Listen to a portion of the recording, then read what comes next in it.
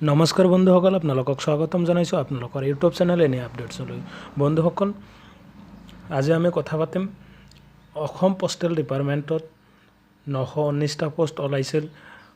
যিসকলে এপ্লাই কৰিছে এতিয়ালৈ ৰিজাল্ট পোৱা নাই। ৰিজাল্ট আণ্ডাৰ প্ৰচেছিং হৈ আছে। 4 মাহত পৰিল, ৰিজাল্ট আণ্ডাৰ প্ৰচেছ হৈ আছে, কিন্তু এতিয়ালৈ ৰিজাল্ট ঘোষণা কৰা নাই। বেলেগ ষ্টেটৰ অলৰেডি ৰিজাল্ট ঘোষণা কৰিছে। আপোনালোকে দেখা পাইছে ৰিজাল্ট ৰিলিজ কৰিছে পাঞ্জাৱ, গুজৰাট, কৰ্ণাটকা, দিল্লী, হিমাচল প্ৰদেশ, ঝাৰখণ্ড।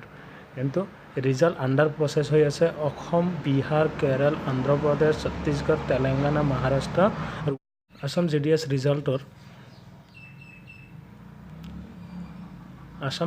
ৰিজাল্ট লৈ মই টুইট কৰিছিলোঁ।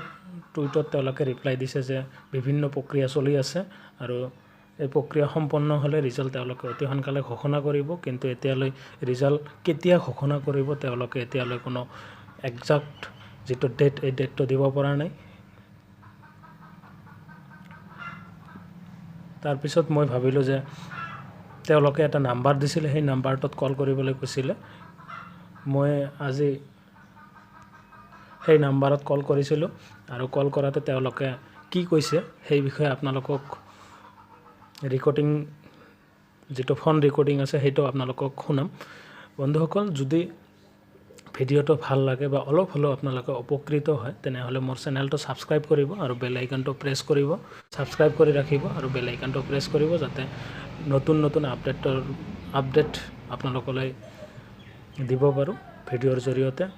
বন্ধুসকল, বলকচোন তেওঁলোকে কি কৈছে, কেতিয়া ৰিজাল্ট দিব।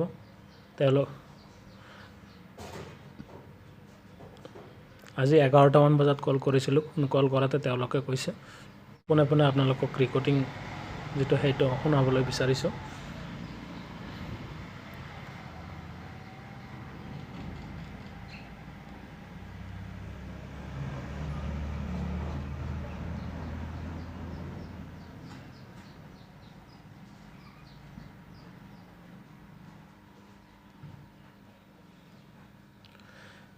দেখা পাইছে আছাম GDS অফিচ।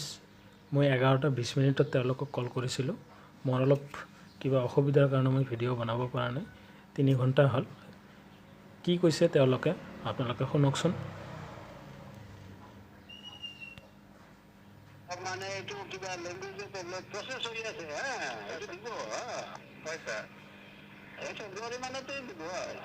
এইটো ৱেবছাইটতে দিব আপোনালোকক। যদি আপোনালোকে এপ্লাই কৰিছিলে তাতেই দিব। হয় ছাৰ, ফেব্ৰুৱাৰী ফাৰ্ষ্ট উইকতে দিব পাৰে নেকি ছাৰ?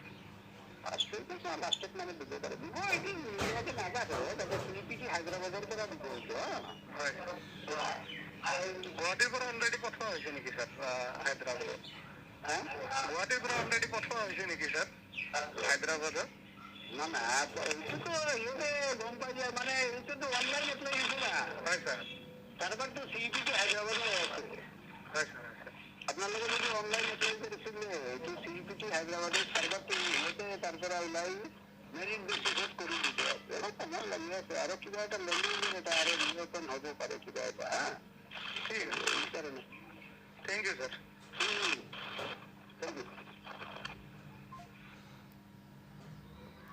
তো বন্ধুসকল, আপোনালোকে শুনিলে।